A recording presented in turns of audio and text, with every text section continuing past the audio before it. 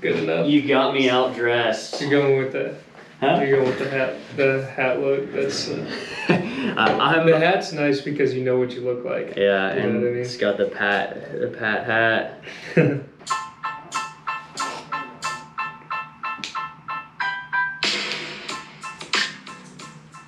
Hey, welcome to another episode of ShortCasts with Ryan. Today is a very, very special episode. It is episode number 50, and I don't know if my guest knows if it's number 50 or not, but we have, once again, Patrick Pulliam back on the podcast, our first sexy guest.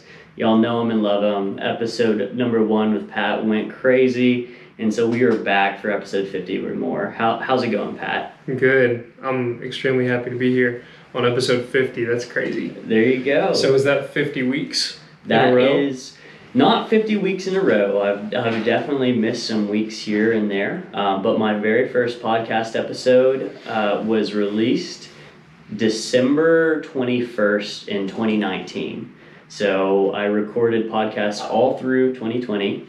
And I'm going to keep it going. My goal is to release one, every Sunday, but I'm also not going to die if I miss one. So I try to keep pretty consistent, but, miss some here and there. Yeah, I'm happy to be here. There you go. Well, yeah, so, Pat, for this podcast episode, for the first one, if y'all haven't seen that, the last time we interviewed Pat, it was more of an interview. We walked through some of Pat's journey through entrepreneurship and how Pat started in entrepreneurship, started working at a restaurant, and then began grinding in real estate, setting up his own shop, and then starting with some food reviews, Pat's hats, and a whole lot more. So Pat, if you want to just give people an update, what has happened in your world in the last 6 months?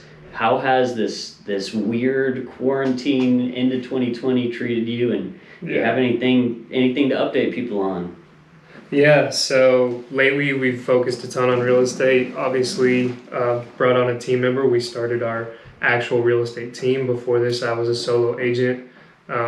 So we're the future real estate team with Fathom Realty, which is super exciting, and it's a great time to be in real estate. We might touch on that in the episode, but focusing on real estate. We've done food reviews the past couple months, and that page has grown significantly for us, and just kind of taking it day by day, still treating social media as an extremely important tool to grow the business, whether that's bringing in business or just awareness around what we're doing. But that's kind of been the update. Well, sweet, man. It's been really cool to watch. For those of you who don't follow Pat and Future Real Estate on social media, along with the team members, we'll keep that linked below in the show notes, so you can follow that. Watching Pat and the real estate team create content has been really inspiring for me as a content creator myself. I always can see what Pat and your team's doing, and it inspires me to make my content and make it a little bit better. I know y'all's production is definitely a lot cleaner than mine. To give those just listening to the podcast through their ears an idea, last time we recorded this podcast, we threw a phone down on a table, had one camera in a room and called it good, and now we're in a downright studio. Now we're in the studio, man. We just kind of opened up. Yeah, we're in the studio. Still some work to go there, but it's amazing.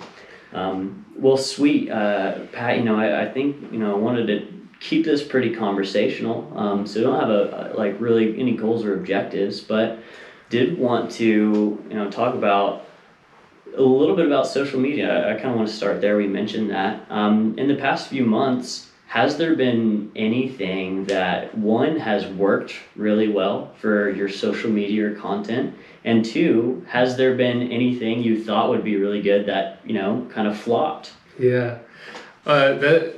It's so crazy because every single day we try to think about what type of content can we make that's going to catch people, kind of perk people's ears and eyes, I guess, while they're scrolling through social media. People, they scroll and they have about a 3-second attention span, and then they're on to the next thing if they're not interested. So our whole focus lately has been, how do we catch people's attention in the first couple seconds if we're making a video, if we're making a post that makes them stop and think, oh, that's cool, or something of that nature. So that's kind of been the focus. O'Shea's over there behind the camera. He joined me about a month ago. We've just been creating as much content as possible. There's a lot of behind the scenes stuff, obviously lighting, camera work, plugs and cords you can see all around the room. Everything's plugged in. So we've kind of been figuring all that out for the past month. But yeah, we're really getting the gears going. And we're really hustling on real estate content. We want to be real estate educators in the marketplace. That's not only here for Arkansas, that's kind of nationwide. So that's kind of the push we're making for right now, and it's been fun so far. I love that. Yeah, no, that's a really cool, I think, mindset switch. When you go from wanting to just sell the maximum amount of real estate to truly, let's educate people. And, that way you can provide value to people who aren't even going to be buying or selling a house through you, but you get to change people's lives in ways that you don't even get to see. I think that's a sweet shift, and also gives you a lot of stuff to work with, One thing that I wanted to ask you about, and we're going to go on a ton of tangents here, so, podcast listeners, if you're expecting one storyline, forget it. This is a fun conversation between two friends who want to talk about some good stuff. That's right. But, so, and podcasts may or may not know, I'm in sales. I'm calling up corporate clients all the time. But one thing I've never done is knock on doors. And so you and your team have been going and knocking on doors here in Northwest Arkansas. Yeah. And what have you been telling people? What are you trying to get out of knocking on doors, and how's that going for you? Oh my gosh. Yeah. So, in this market, it's a seller's market.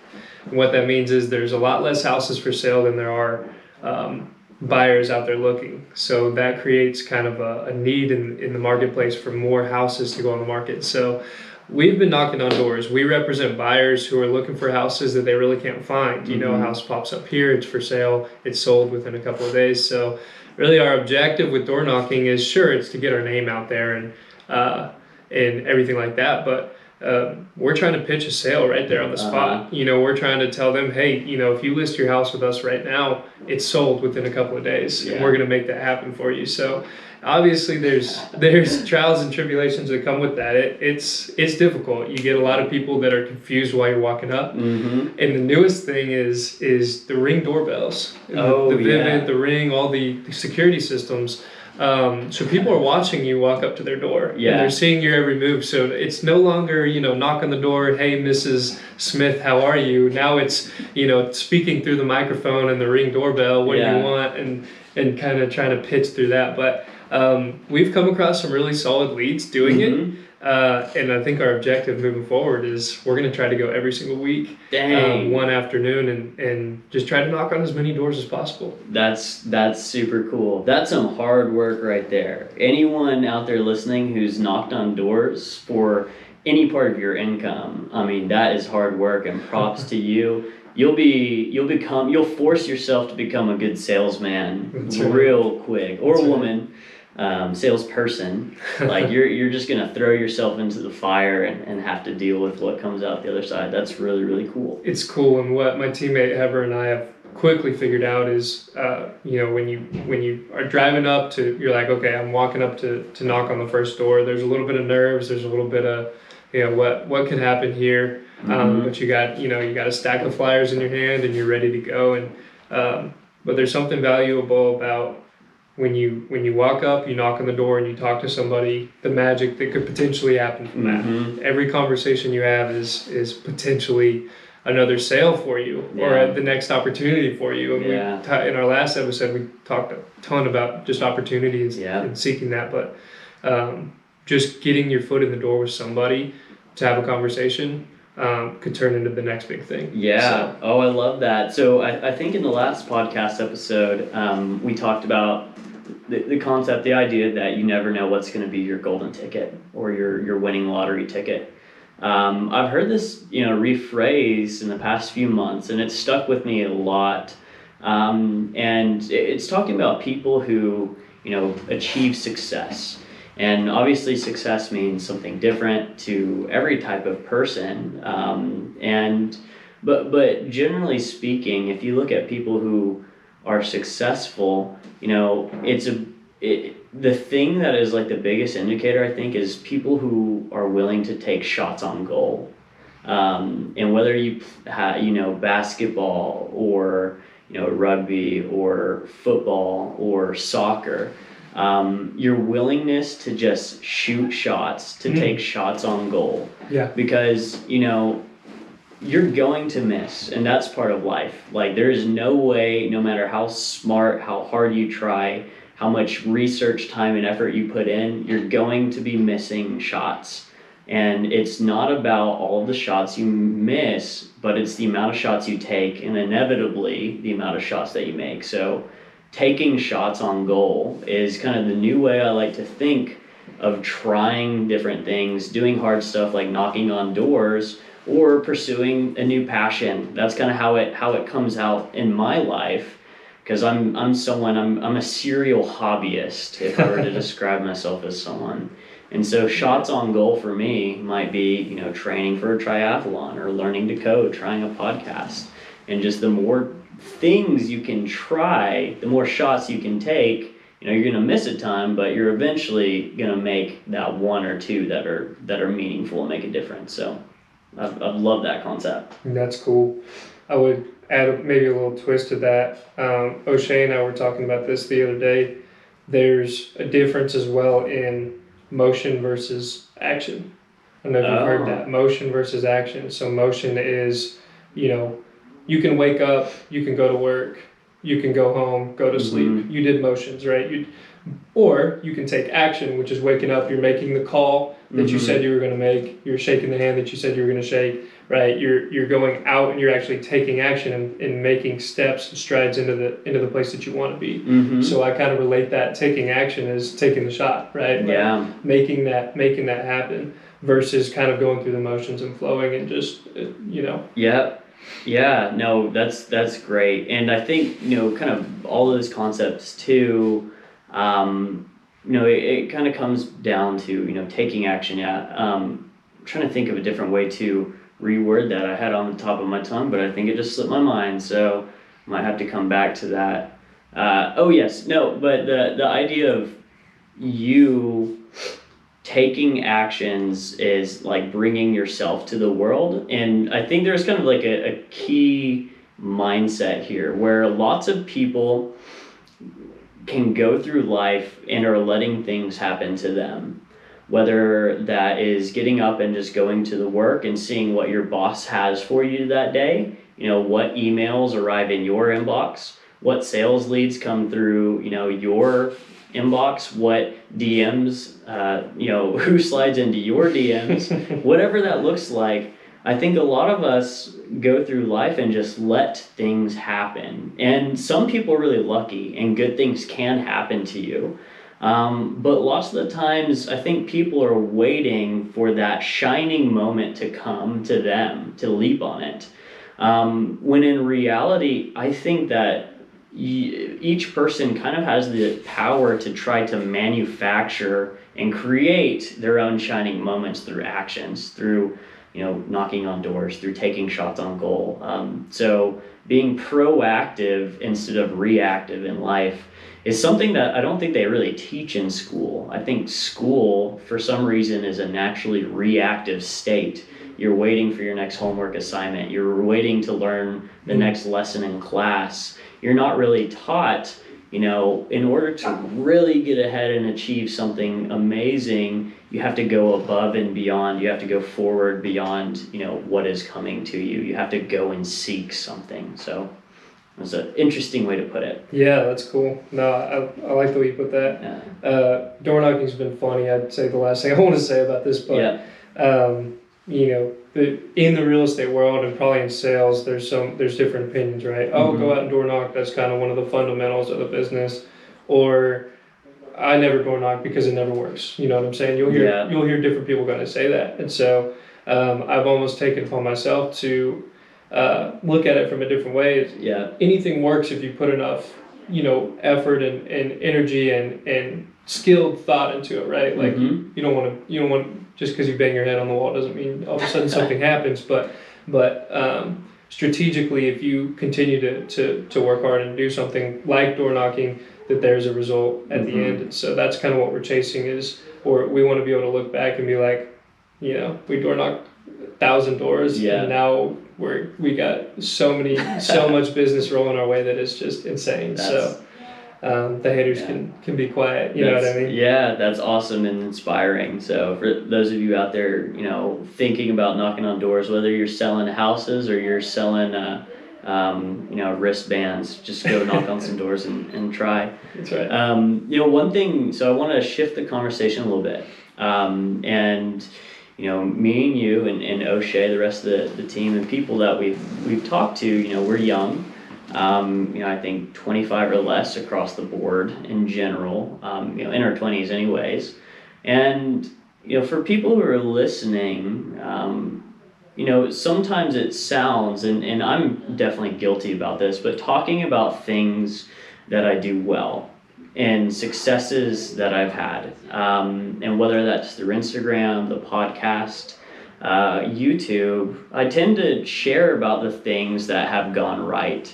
And so I wanted to take just a few minutes and, ask you and then share a little bit myself about some of the things that haven't gone well. And so, Pat, I want to start by asking, in the past couple of years, through that can be either real estate or, personal relations or personal investments or any facet of life, is there anything that stands out as something that just hasn't gone the way you wanted it to go? Yeah, there are about a million things that we can start talking about. I'm glad you brought this up. We talked about it off camera just a little bit. With kind of what I would call like the Instagram age, everybody's so quick to be able to show off what they've done right, what they're doing right. And so it's so rare to actually see, you see it every once in a while, maybe someone will post a pic that doesn't look perfect and everyone will say, hey, you look great, you're showing your true self. And I think that's so important for relatability. We all stress time and time again. We all stress over and over again about kind of trying to compare ourselves to other people, whether we see them on the internet or out there, right? They're driving a nicer car or whatever. A failure. So when I started Pat's Hats, I had this huge vision to start actually what I wanted to be like a major fashion brand. And it's kind of funny starting with hats because, I was young and naive and didn't really know where to start, but it was awesome.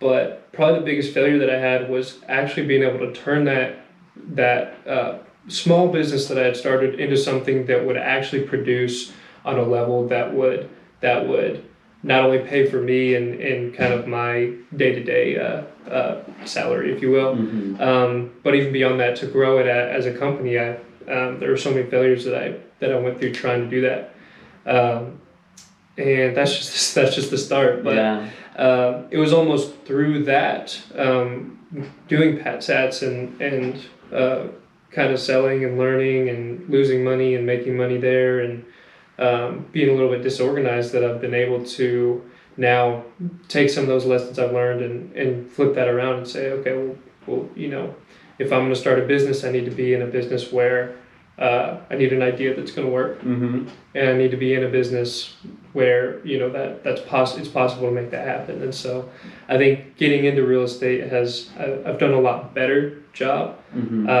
of kind of seeing out in the future. Okay, we need to make this money to succeed and to kind of grow the business.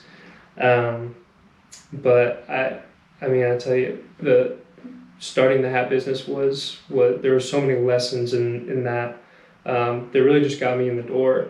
But by the end of it, I was scrapping for where would we end up actually making money in this? And that's what was kind of the ultimate demise, I guess, if you will, when I did slow that business down. So well, sweet. I appreciate you sharing, and I'll go ahead and share at least one of my other failures. There's a few that come to my mind big failures in my life. And I at least want to start with one. And if we have more, I mean, we can talk all day about our failures. That could be fun.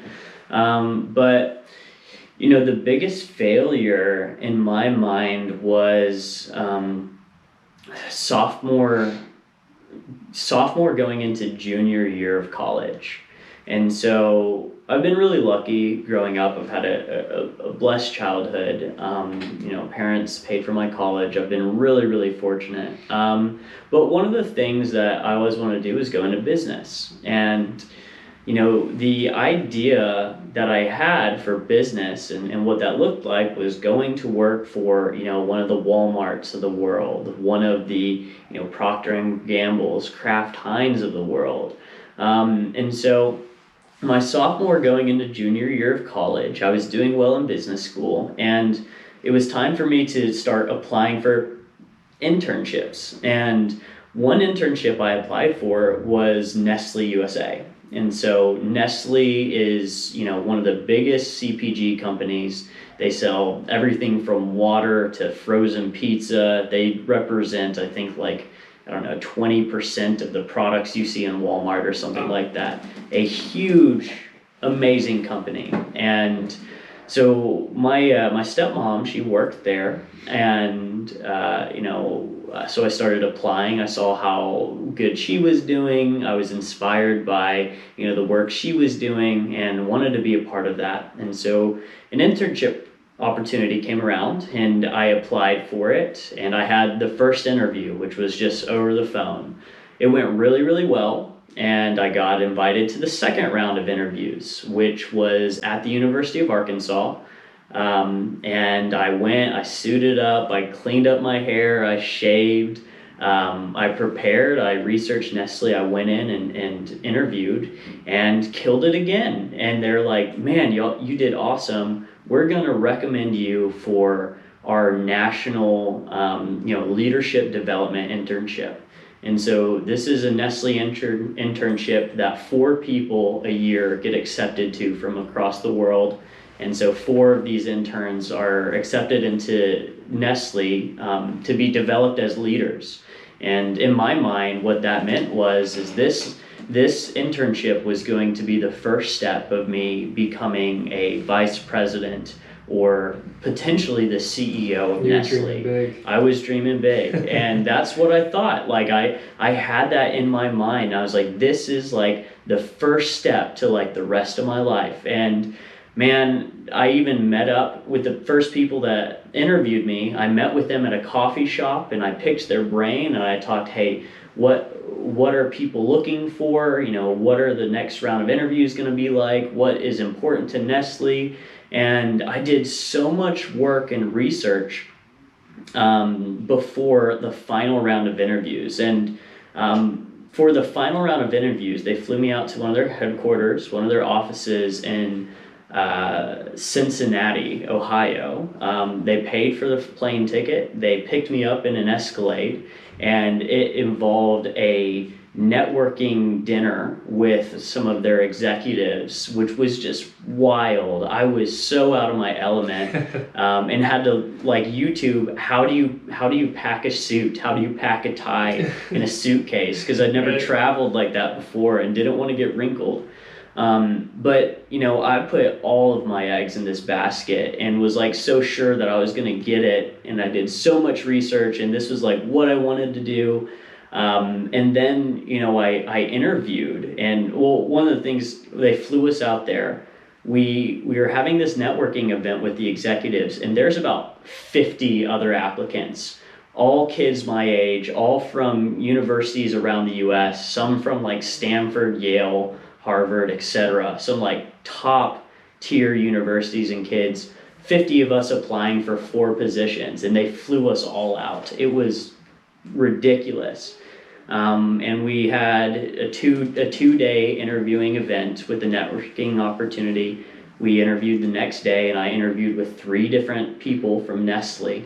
And I thought I did amazing. I was feeling so good, but then I got back up to where all the other candidates were, and we'd asked each other, how do you think you do? And every single person's like, oh, I killed it. every person down the line is like, I just absolutely killed that interview. So, but anyways, I was feeling good and I was shooting for the stars, but a few weeks later I hadn't heard back and sent some emails, called some people, and finally I remember the phone call. I was in my advanced public speaking class and my phone starts ringing and I check it and it says, number from Cincinnati, Ohio. And I pick up the phone and they're like, Ryan, and I was like, yep. And they're like, man, I just wanted to call and say you did a good job. You were professional. You're an excellent applicant, but just because of the nature of this program and other applicants, we're gonna have to tell you no. And we didn't get this internship. And man, I was hurt. For probably 3 months, I was going through that process and put in so much time and energy and had already like planned my life out ahead for what this was gonna look like once I got this job. And it was just a no.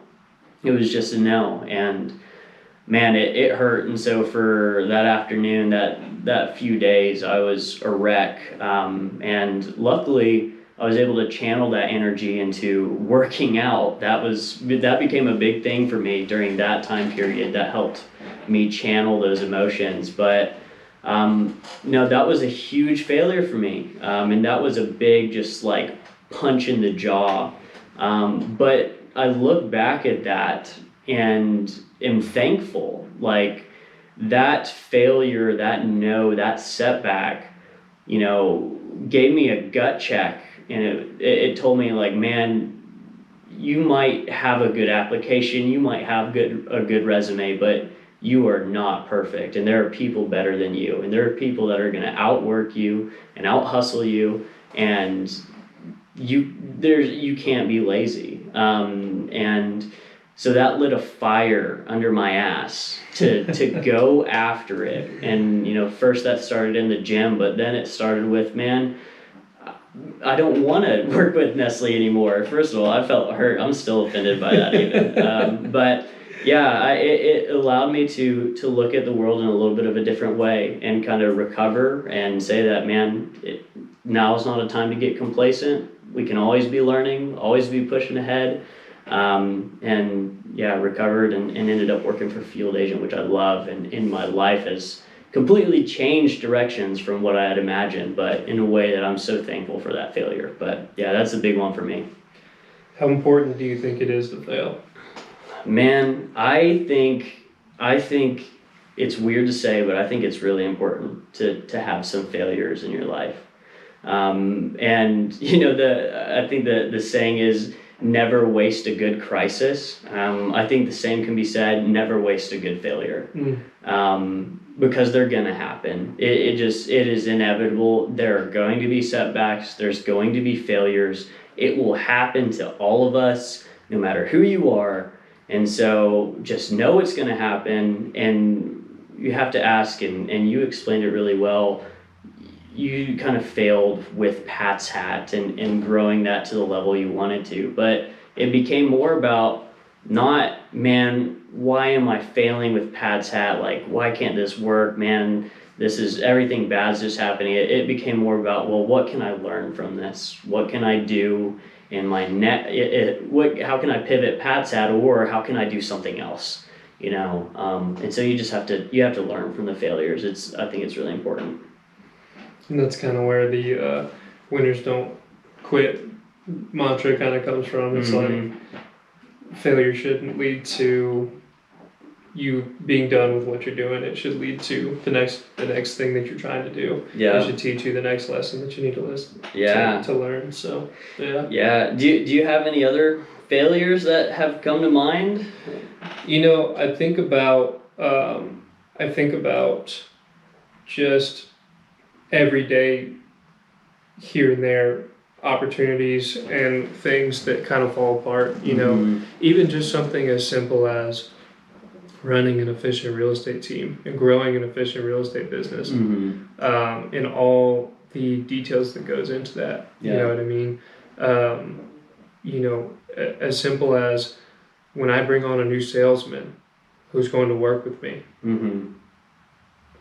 that doesn't solve all your problems for you right there. Yeah. Now there's training. Now there's dependency. Now he's looking to me to say, how do we up our game? I came over to work for you, so now I'm looking at you to lead us and kind of take us in the direction that we want to go. Yeah. And so just kind of dealing with things day to day, and it's all new to me, of course. That's kind of been what I've been dealing with lately, and I don't think failures are always situations where you just completely fall out. Sometimes they're day-to-day things where you're like, I need to overcome this, and I don't feel great about what I did, and I need to be better. Yeah. And so. Yeah, I'll say kind of two things. I think both of us have a similar mindset now, that, there will be failures, and I look at that kind of Nestle internship as a failure of mine. I didn't get that. But now, if I look at my life, I don't necessarily see many failures anymore. I see things that I might not have followed through with. I see, perhaps missed opportunities, things that I could have done better. But I don't know if I consider those failures. And one thing that popped into my mind, well, there's two things. One thing I'll just be brief on is the project I used to talk about called Corners of the Field, which was a project where we were aiming to connect people who are homeless to working jobs in Northwest Arkansas. And now, if I look back on that, I also thought that was going to be my full-time job. I thought we were going to go out and change the world. And now, while we haven't achieved those lofty goals that I had and those dreams that I had, I don't think it was a failure. And I look back at that time when we were trying to do that as just so many opportunities and lessons that whenever I think of that, I don't think of failure. I think of like, man, that was such a special project. It didn't end up working out, but like the amount of stuff I learned and the amount of things we were able to do, at the end of it, we were able to provide, about 50 people who were homeless with around $2,000 worth of work. And, that's a small drop in the bucket of the overall problem, but like that's real. And even though it didn't change the world, it might have changed the lives of those people, even if it was just for that day or for that week or for that month. So, failures don't really sit in my mind anymore. It's things that I probably could have done better, but it's more like a lesson. But I will say, just kind of being, vulnerable right now has been a tough time for me. And it's not a time that I feel like I'm failing in any way. But the past month or so has just been particularly hard for me to keep my motivation and keep my energy. And I feel like this could be a fun thing to talk about is maintaining energy. And everyone talks about time management and like how you manage your time and what things you get done is so important, but I feel like I am running out of energy when it comes to day-to-day activities. And I'll get up in the morning, I'll do my 8-hour or 9-hour work day, and then for those of you who don't know, I'm trying to learn code right now, and by the time I get done with like that, I'm just gassed almost every single day. And like honestly, this week, like I clock out of work and I'm just like, I just want to sleep. Like that is all I want to do. Yeah. And so can I pause in the middle of this? Yeah, go for it. How many followers on TikTok are you at now? 76,000. 76,000, man, that's pretty awesome. So sorry, I had to cut into that. There is some success within the day-to-day life. Yeah. I feel like that's so true. I've always struggled with the manage your time wisely thing because energy is such a huge part of our day. If I'm low, if I'm down bad, if I'm out, then it doesn't matter what's on my schedule. I'm not getting it done, or I'm not getting it done to my full potential. So it's funny. I recently changed my schedule. We talked about scheduling last time. And I've actually recently started to sleep in a lot more than I have in the past. Really? I've off and on done, waking up early. I've done the 5 a.m. workouts. I've done, kind of a lot of different things, but lately my biggest win has been being able to sleep in till I guess sleep in is in quotations, kind of that 7-8 o'clock, that kind of wake up naturally from maybe 9 if it's if it's a later night, but instead of hitting the alarm at 5-6 o'clock, being able to just kind of sleep in and wake up naturally, and then also going to bed early has been huge as well. So but carry on with your energy conversation. I kind of had to throw that in because no, that's good. I want to hear about that. So you're sleeping in a little bit more, and that's helping. Are there any other things you've done recently that you're finding just like that's keeping your energy at the place you want it to be, keeping your energy up to where you can just be productive and feel like I am getting after it?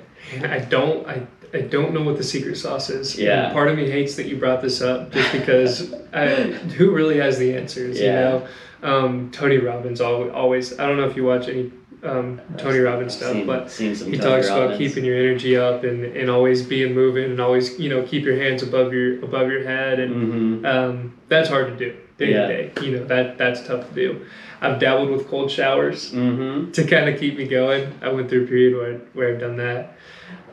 But sleep to me has been the biggest thing. I feel without a proper, 8-ish plus hours of sleep, I'm weird like that, but I do tend to almost fall behind, and that affects motivation. That affects just day-to-day getting work done. And so that's probably an unpopular belief because you see, wake up at 4 a.m. and work out and take your shower and do everything.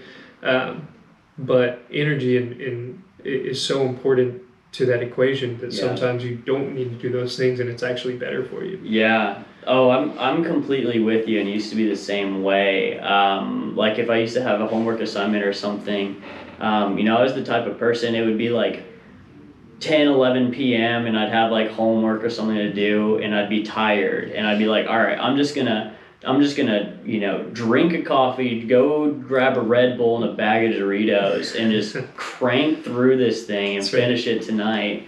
And I've changed and be like, man, if I'm tired at 10, like, first of all, the work that I'm gonna be doing is trash. And second of all, my tomorrow is gonna suck. And if my tomorrow sucks, it just like is a lead domino of a bunch of crappy dominoes. And so now I'll be like, man, I am gonna call it a night. I'm going to sleep at 10 o'clock. If I have to do something, I'll wake up in the morning. I'll get up at 6 a.m. after I've gotten my 8 hours, and I'll do whatever hard thing that I need to do just first thing in the morning. And I'll find that after a night's sleep, I can get up, and I might still be kind of tired.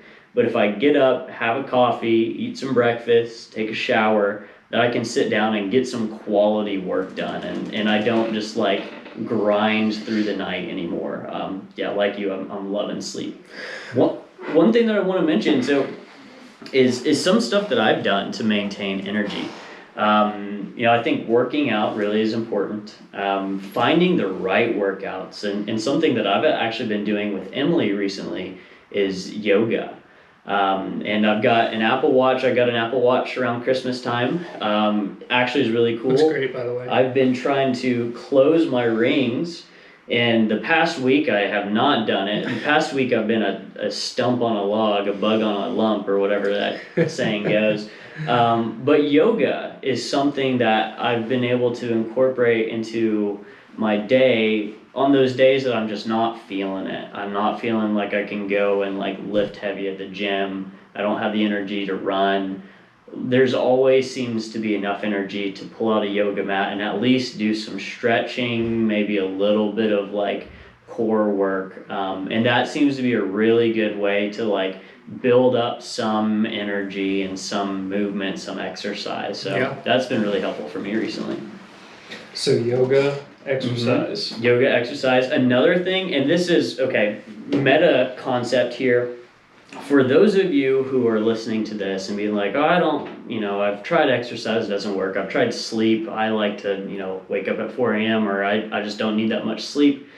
I think when it comes to energy management, which is more important than time management, it's all about experimenting and trying a whole bunch of different stuff and seeing what uniquely fits your body and your schedule.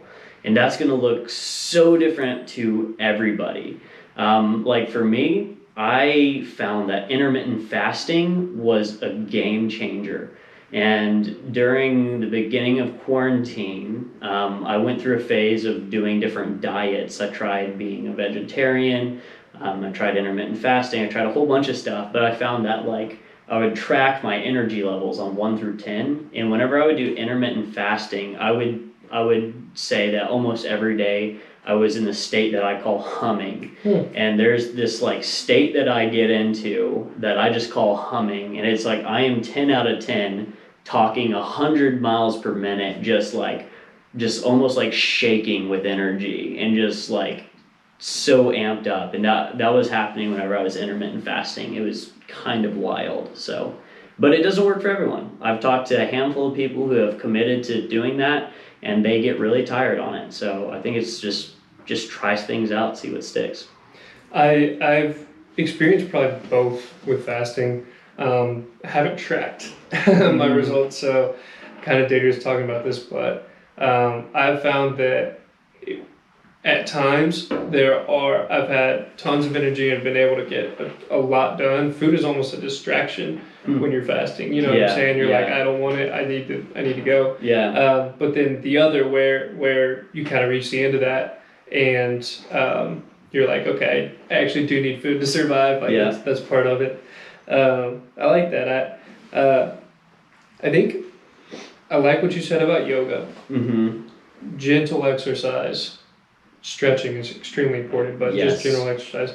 I've done bodybuilding a lot, and I've done cardio a little. And lately I've kind of turned the wheel on that and done a little bit more cardio. I've been even just walking on the treadmill and walking outside, of course, trumps that.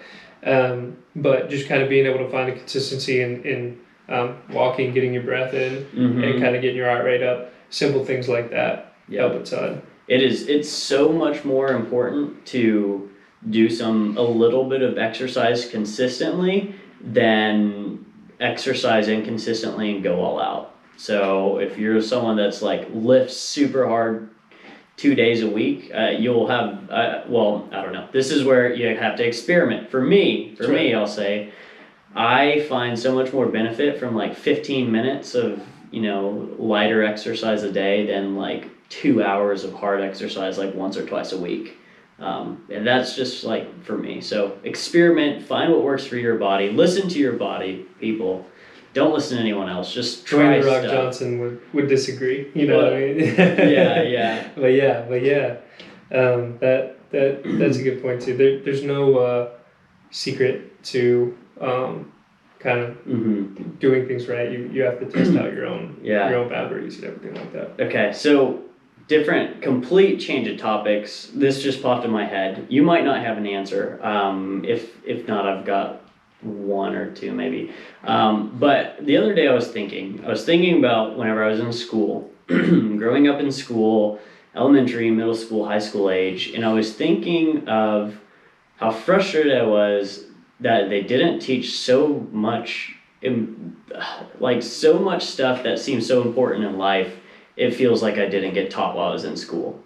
And I was lucky to have parents and watch YouTube videos and research stuff that taught this, such as energy management or investing or how to get a house or, how to manage your emotions, what do you do when you get overwhelmingly angry? Like all these different things. Is there anything that jumps to your head that when you think back to your schooling, you're just like, man, I can't believe they didn't teach us how to do. Oh my gosh. The two things that pop out are how to keep your credit score perfect. Yeah.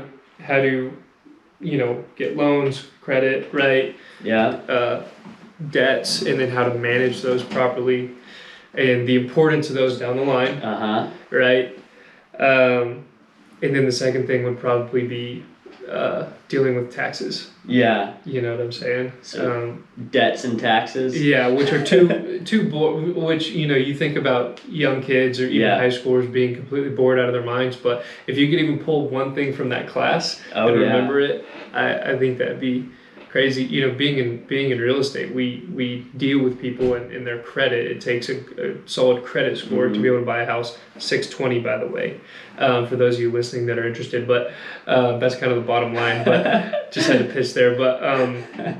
But we do. People in America, they don't know how to deal with their credit. Some don't have it. Some have it, but they're, you know, in the 500s, 400s, which is not known to be a very good score, and that's simply because they're missing payments on cards. They're over their heads in credit card debts and things like that. So just to be able to learn some simple fundamentals in the credit department would be huge. Let's say there's the opportunity to talk to high schoolers. They're not quite old enough to be in debt, have credit cards themselves. If there's like maybe 1, 2, or 3 tips or something that you could just like give to each high schooler, maybe there's a little note card that says, hey, when you turn 18, don't do, no matter what you do, don't do X and try to do Y. Do you know what that would be? Oh my gosh. As far as credit?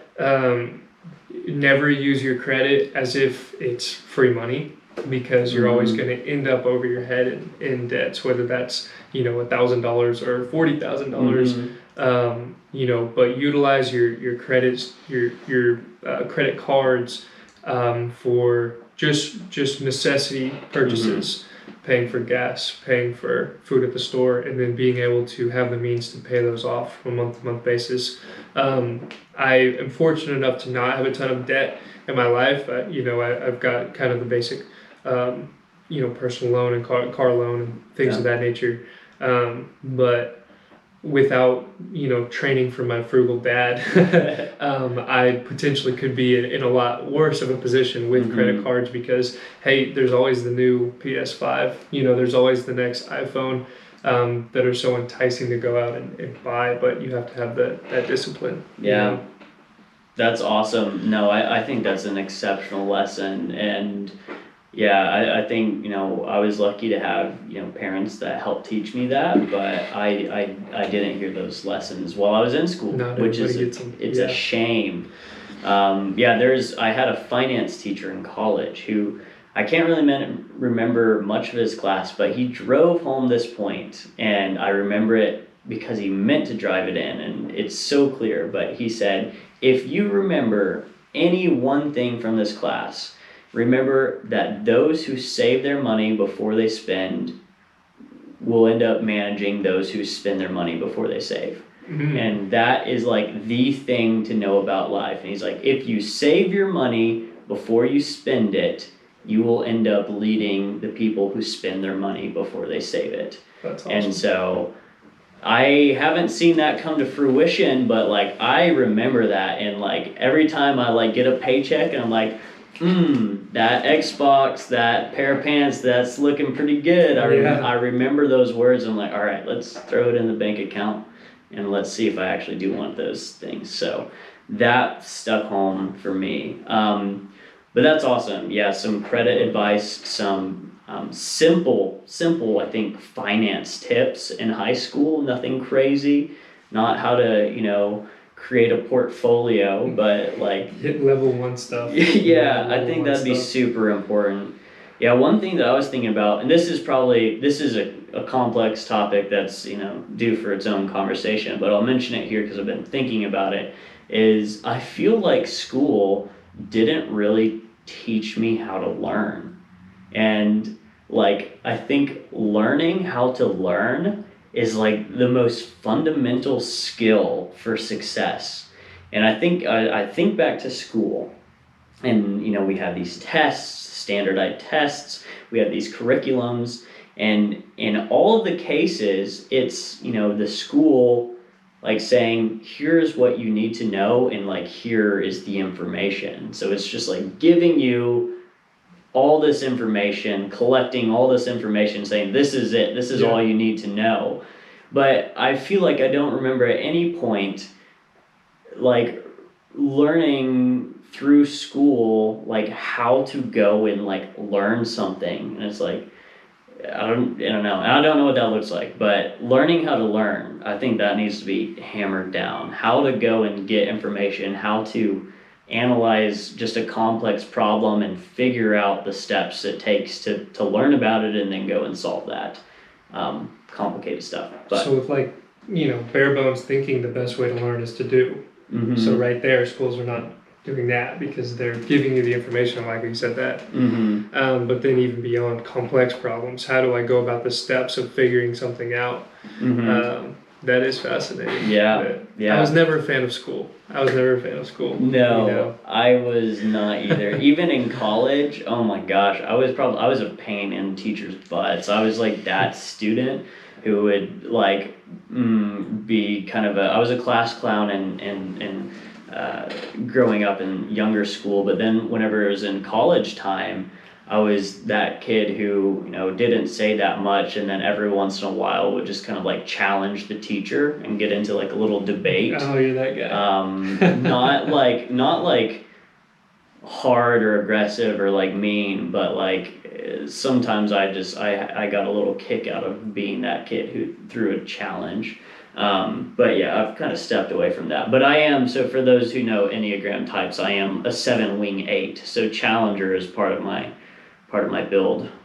So kind of we have a few more minutes. One thing I wanted to pick your brain about, you mentioned some credit score, some stuff about finance. Right now, for those of you who don't know, yesterday was a whole bunch of debacle and craziness about GameStop, and everyone's talking about the stock markets, whether you know stuff about it or not.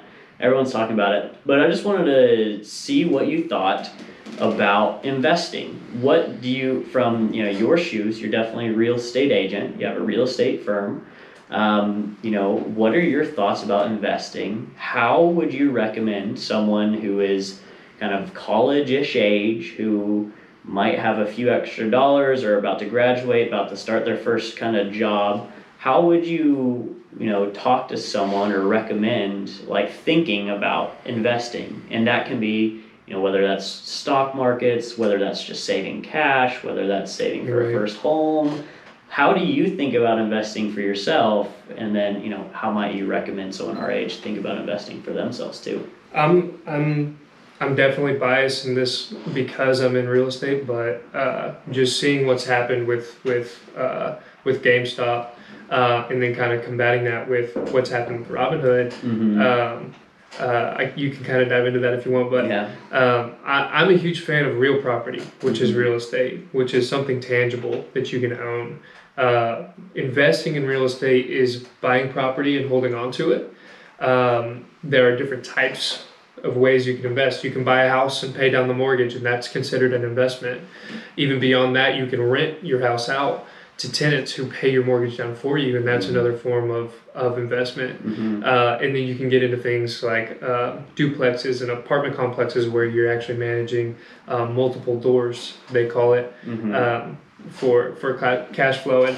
And I'm a huge fan of real estate investing. I think that's that's not to take away from I do have an IRA account. I do invest through a financial advisor, but I'm not a day-to-day stock trader. I'm not a pay attention to the markets type of guy. I'm a longer term type of believer, and I actually kind of want to hear what your thoughts are on that as well. I think I'm in the same bucket as you. I think stuff like the GameStop, Robinhood explosion and stuff, and things that people our age tend to be attracted to are those get-rich-quick investments. And lots of people fall into that trap because it makes the news. You see someone who took $500 and turned it into $500,000. And that's incredible. For those people who have done that, amazing props to you. But essentially how I view that is just glorified gambling. And you have to think, for every person that turns $500 into $500,000, there's someone on the other side who's losing that money. And so for most people who are considering doing Robinhood investing, Robinhood trading, getting their feet wet in investing. So this isn't financial advice, but for those of you considering that, feel free, go ahead. But just know that for everyone who makes $1, someone is losing $1. And there are oftentimes people so much better equipped to be making it that you will end up losing out. And I've played around with this. I've made some money through Robinhood, and I've lost money through Robinhood. So definitely I am in the same camp as you. I think safer long-term investments while you're younger, you can start young and just build like crazy over time. And it's so much, in my perspective, better to just start small and just cumulatively take small steps, build up incremental wealth over time, that it will just, over time it's going to be huge. And it's hard to mess up. It's hard to mess up if you play it safe, if you're patient, if you play the long game. There is something to be said about we're young, we can bounce back from risks, so take some risks here and there. But overall, people who are trying to get rich off of Robinhood, a word of caution. Be ready to lose money. I've always learned that if it seems too good to be true, then it is. Mm-hmm. That's the rule. Yeah. So if it seems too good to be, to what is it? If it seems, then I Too think you good. said it. If it seems too good to be true, it probably is. And so that's how I've always kind of. Yeah. And to support your real estate camp, real estate's worked out really well for me. That's been a big plus for me. So, man, Pat, we're got a couple minutes left, but it's been a great conversation. Is there anything, in the last few minutes you want to kind of close up or mention? Yeah, Ryan mentioned that real estate's done him well. He's one of the smart people that actually purchased a house while still in school, which at a young age is so smart. He's watched the market in Arkansas grow and grow and grow like crazy just over the past couple of years. So I'm not going to plug myself any more than just saying if you guys are interested in talking about real estate in Arkansas or anywhere, my line is open, and I do like to have those conversations and kind of help people out. But Pat, we love that, and lots of our audience are people who are younger, who are trying to get their feet wet with things like this. If there is any social media, do you want to talk through that? Is there any best way to reach you? Yeah. Of course I can put it below, but feel free to shout it out. We spend most of our time on Instagram, so I'm on Instagram at Patrick Pulliam. Our real estate page, that's our team page, is at Future Real Estate, I believe. That's where I would say start, and if we connect even further, then hey, we can talk about some TikTok and other things, but let's start there. Okay, that sounds good, and we'll leave that below. For everyone who is tuned into this, episode 50 with our first and awesome guest, Pat Pulliam, O'Shea behind the camera. Thanks for the support for you and your team. Thanks for being here and having another great conversation. For everyone who's listened to the podcast, and this is the 50th episode, and I couldn't have done it without all of your support. Every podcast episode you listen to, it means a ton to me. All the reviews that I see on Apple Podcasts, it really keeps me going. I'm inspired every day to create content, have conversations for y'all. And you guys keep me going. Like I said, there's me and Pat, even if we're doing well right now, we do have hard times, just like everyone else. Sometimes we hide it, but if you are going through your own hard time, just know you're not alone. There's lots of resources, reach out, and there will be people there who want to help you. Thank you all for listening. Thank you all for joining along on this journey with both Pat and myself. And as always, thank you for keeping it real with Ryan.